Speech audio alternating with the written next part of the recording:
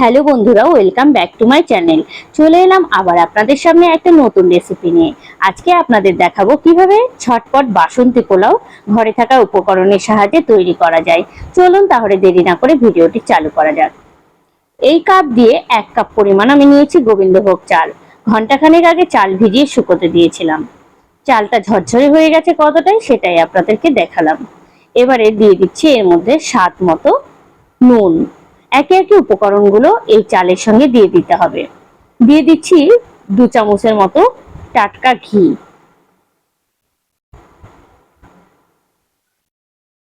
ঘি দেবার পরে দিয়ে দিচ্ছি এখানে স্বাদ মতো একটু চিনি। আমি এখানে 2 থেকে 3 চামচের মতো চিনি দিয়েছি। আপনারা চাইলে বেশিও চিনি দিতে পারেন। যে যেরকম মিষ্টি খাবেন সেই অনুযায়ী চিনিটা দেবেন। যেহেতু বাসন্তী পোলাও হলুদ কালারের হয়, তাই এখানে আমি হলুদ দিয়ে দিয়েছি। হলুদটা অবশ্যই ঘিয়ের সঙ্গে দেবেন, তাহলে কালারটা খুব ভালো আসে। দিলাম স্বাদ মতো একটু জিরে গুঁড়ো।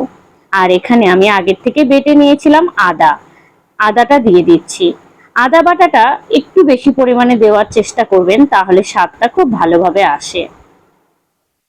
চলুন এবার মিশ্রণটাকে একসাথে মিশিয়ে নেওয়া যাক। সুন্দরভাবে হালকা হাতে ডলে ডলে আমি একসাথে চালের সঙ্গে মিশিয়ে নিচ্ছি। খেয়াল রাখতে হবে চালটা যেন ভেঙে না যায়। চলুন খুব ভালোভাবে এটাকে মিশিয়ে নিতে হবে।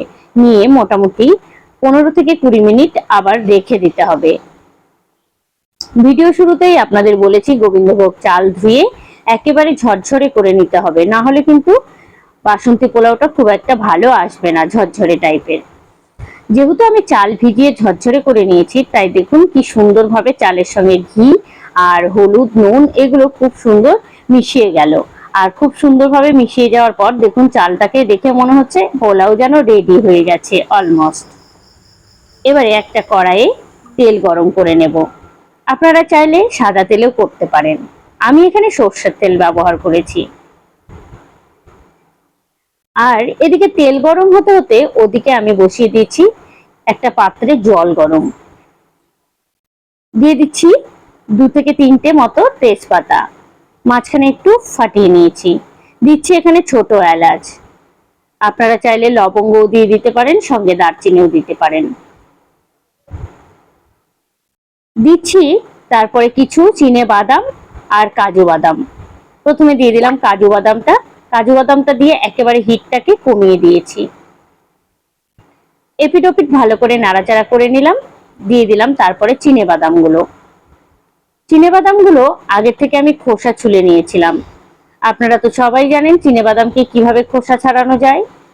তারপরে দিয়ে দিলাম কিশমিশ। যদি আপনারা কেউ সেক্ষেত্রে না জেনে থাকেন চিনে বাদামগুলোকে কিভাবে খোসা ছাড়ানো যায়, তাহলে আমাকে কমেন্ট বক্সে কমেন্ট করবেন, আমি নেক্সট ভিডিওতে আপনাদের দেখিয়ে দেব। এবারে সমস্ত উপকরণগুলো একটু নাড়াচাড়া করে নিয়ে লালচে মতো কালার চলে এলে দিয়ে দিলাম আগের থেকে চালটা, গোবিন্দভোগ চাল যেটা মিশ্রণ করে রেখেছিলাম একসাথে, সেই চালটা সুন্দর করে চালটা দিয়ে দিচ্ছি। এক ফোঁটাও যেন থালে লেগে না থাকে।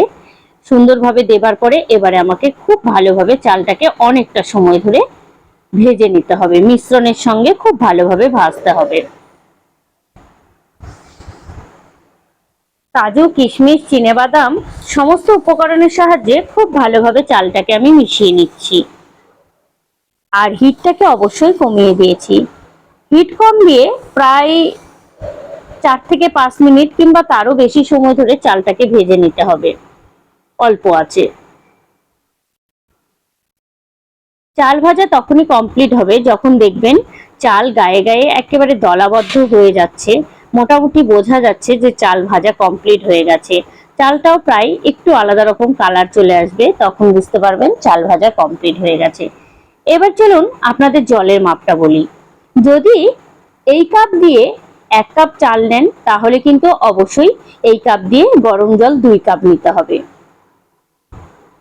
যে কোনো পাত্রের সাহায্যে আপনারা জলটা যখন নেবেন তখন কিন্তু একটু মাপ দিয়ে নিয়ে নেবেন। জলের মাপ যদি না ঠিকঠাক মতো হয়, তাহলে কিন্তু বাসন্তী পোলাও ঝুরঝুরে হবে না। সেই জন্য একেবারে জলের মাপটা ঠিকঠাক ভাবে দিতে হবে। চলুন এবারে জল দেওয়া হয়ে গেছে। আমি এই কাপ দিয়ে 1 কাপ চাল নিয়েছিলাম, তাই এখানে 2 কাপ জল দিয়ে দিয়েছি। এবার জল দেবার পরে একটা ঢাকনা ইউজ করতে হবে। খুব সুন্দরভাবে ঢেকে দিলাম। ওই মোটামুটি 6 থেকে 7 মিনিট পর ফিরে আসবো। ঢাকনা তুলে দেখছি জল একেবারে পুরো শুকিয়ে গেছে।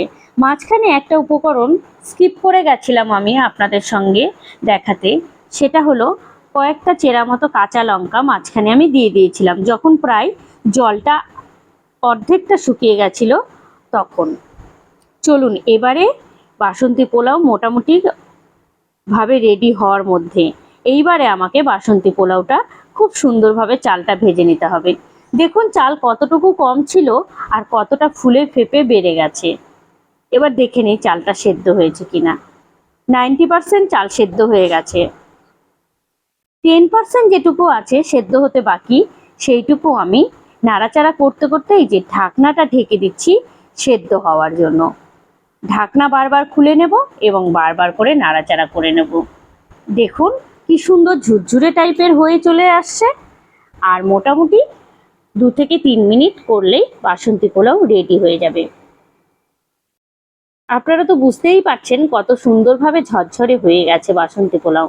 আর যেটুকু ঝরঝরে হতে বাকি আছে সেটুকু ঠান্ডা করে নিলেই অবশ্যই ঝরঝরে হয়ে যাবে। আমি আপনাদের পুরোটাই দেখাচ্ছি কতটা ঝরঝরে হয়েছে। চলুন একটু নাড়াচাড়া করি আর একটু করে করে ঢাকনা দিয়ে দিই, তাহলে একেবারে পুরোটাই সুসিদ্ধ হয়ে যাবে। খুব সুন্দর একটা গন্ধ বেরিয়ে এসছে বাসন্তী পোলাও থেকে। মনেই হচ্ছে দেখে খুব সুন্দর স্বাদ হবে।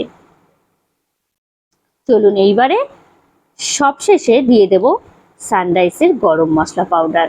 এটা আপনারা দিতেও পারেন নাও দিতে পারেন, আমি একটুখানি দিয়ে দিয়েছি।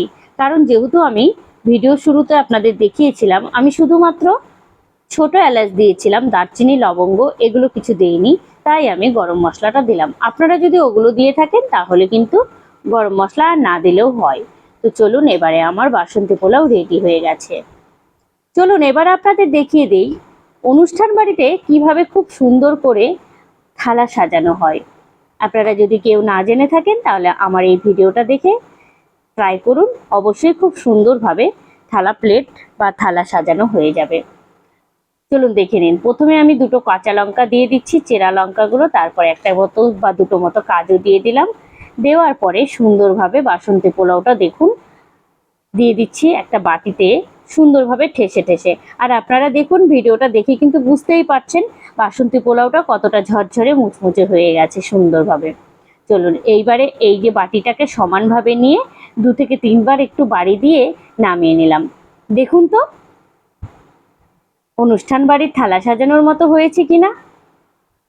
চলুন এইবারে বাসন্তী পোলাওয়ের সাথে একটুখানি চিকেন কারি কিংবা মাটন কারি না হলে কিন্তু সেই রকম স্বাদ মতো জমে না, তাই নিয়ে নিচ্ছি এর মধ্যে একটুখানি মাটন কারি।